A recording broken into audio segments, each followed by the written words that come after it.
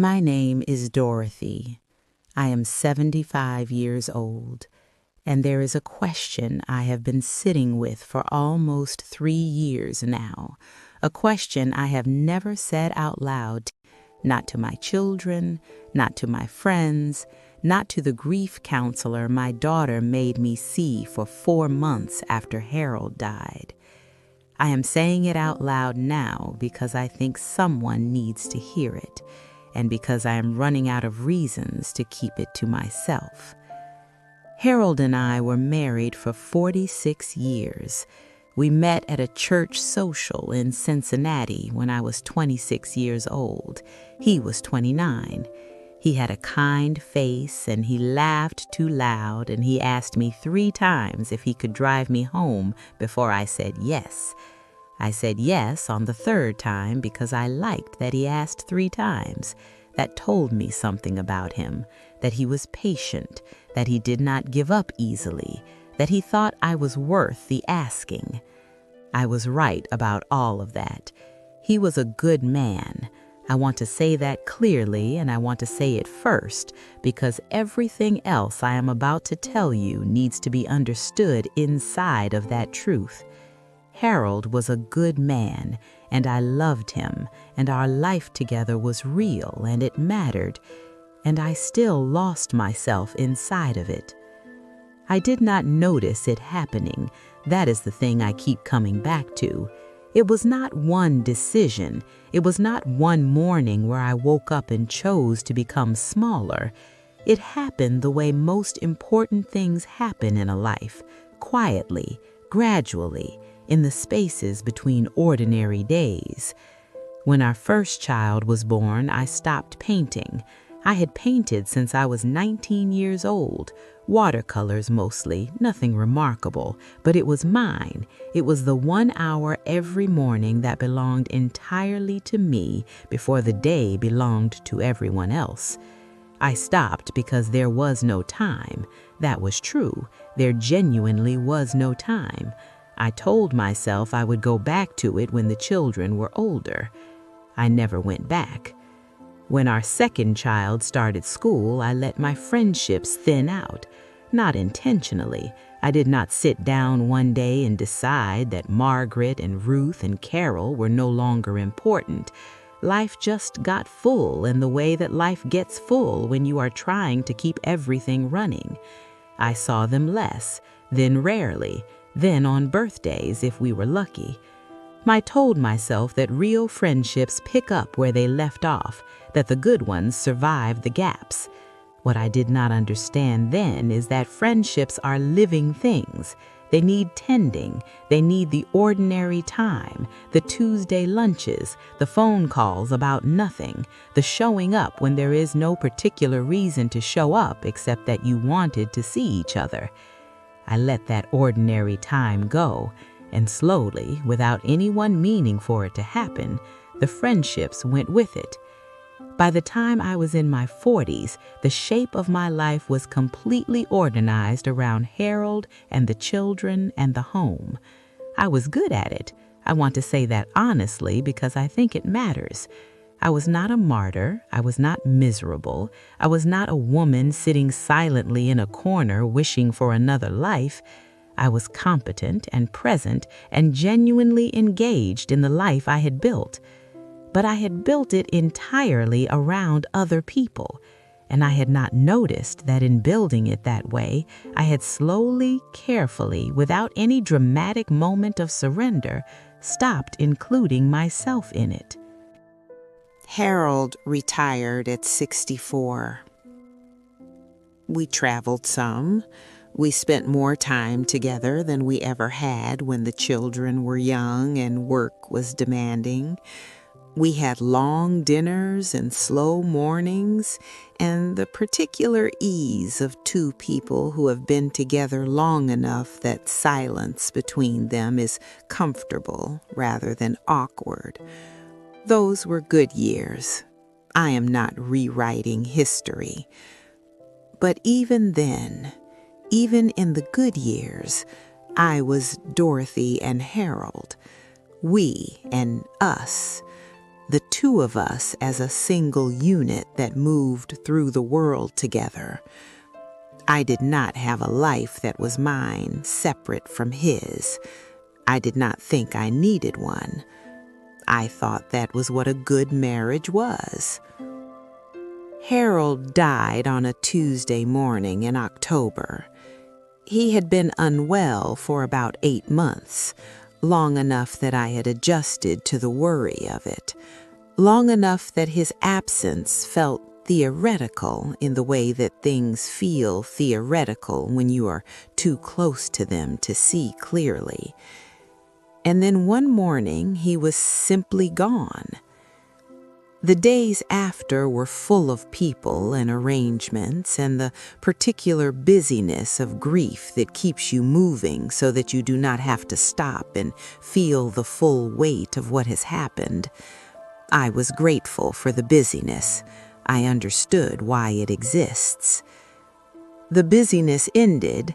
People went home. The children went back to their lives. The casseroles stopped arriving. The phone calls became less frequent and then occasional, and then I was sitting alone in the house that Harold and I had lived in for 31 years on a Wednesday afternoon, with nothing that needed doing and no one who needed me. And that was when the question arrived. I did not invite it. I did not go looking for it. It just came, quietly, the way the most devastating things always come. Who am I without him? I sat with that question for a long time. I thought at first it was grief asking, that it would pass when the grief softened. The grief did soften. The question did not pass. I tried to answer it. I thought about what I liked, what I wanted, what I would do with a free afternoon that had no obligation attached to it and no one to consider but myself, and I could not answer. Not because I was depressed, not because the grief had taken something from me that would come back later, but because the honest answer was that I had not asked myself that question in so long that I no longer knew. Dorothy had become so thoroughly the woman who took care of Harold and raised the children and kept the home and held everything together, that the Dorothy who existed before all of that, the one who painted watercolors every morning and walked for hours with no destination and read in complete silence and cooked complicated things just to see if she could, that Dorothy had been gone for months. She had been gone for decades, and I had not noticed. About 18 months after Harold died, I was cleaning out his study. It was a task I had been putting off because it felt too final, like closing a door I was not ready to close. In the back of his desk drawer, I found a small notebook. Harold kept notebooks his whole life, lists and reminders and small thoughts he never shared with anyone. I opened it, and near the back, in his careful handwriting, I found a page that I have read every single day since. At the top, he had written, "Things Dorothy Loves," and underneath that, he had listed them. Watercolor painting, long walks with no destination, reading in complete silence, cooking complicated things just to see if she could, the smell of rain on dry pavement, laughing until she cannot breathe, being in a garden with her hands in the soil, not because anything needs doing, but just to feel it. Harold had been watching me for 46 years. He had seen the things I had set down. He had written them in a notebook and kept them in the back of a drawer, and he had never said a word. I do not know why he never said a word. I have thought about that for nearly 3 years, and I still do not know. Maybe he thought I was content. Maybe he did not want to suggest that I wasn't. Maybe he was writing it down for himself to remember who I was underneath everything I had become. Or maybe he was waiting for the right moment, and the right moment never came. It does not matter now. What matters is that he saw me more clearly than I saw myself.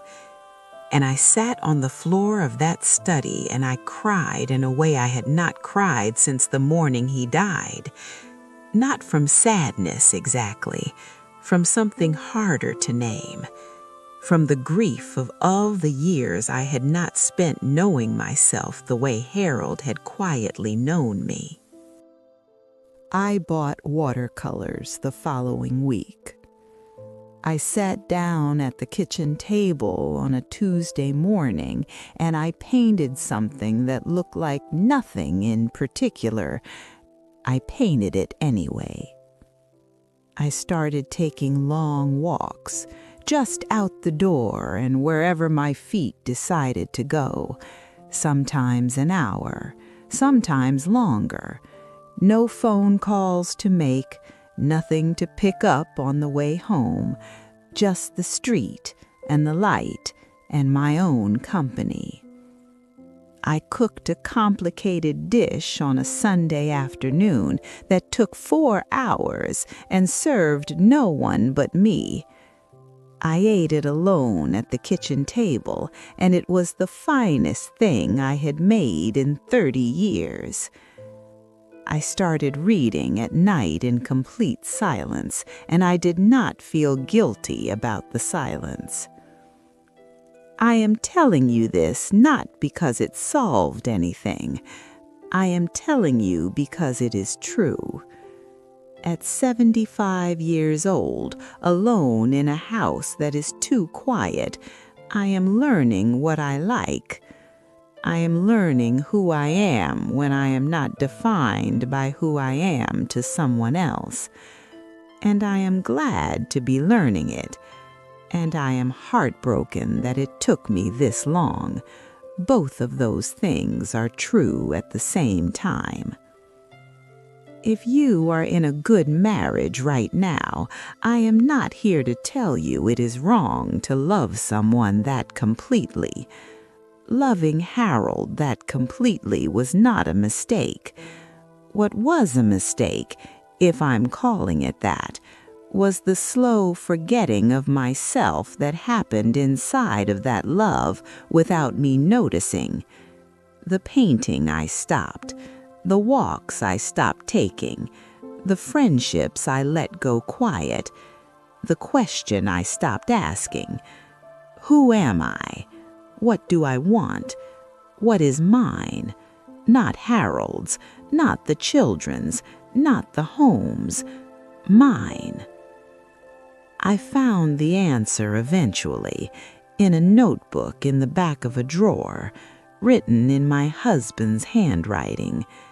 That is not the way it should go. You should not need someone else to remind you who you are. You should not find out what you love from a list your husband kept because he could see you better than you could see yourself. I have some time left. I do not know how much. Nobody does. But I am spending it differently now. I am painting on Tuesday mornings. I am walking on Thursday afternoons. I am cooking things nobody asked for. I am sitting in my garden with my hands in the soil, not because anything needs doing, but just because I like the way it feels. I am doing the things that were always mine. I am just doing them later than I should have. My name is Dorothy. I am 75 years old. And if any part of this reached you, sit with it. Not with me, not with Dorothy's story, with yourself. Ask the question while there is still time to be surprised by the answer. That is all. That is everything.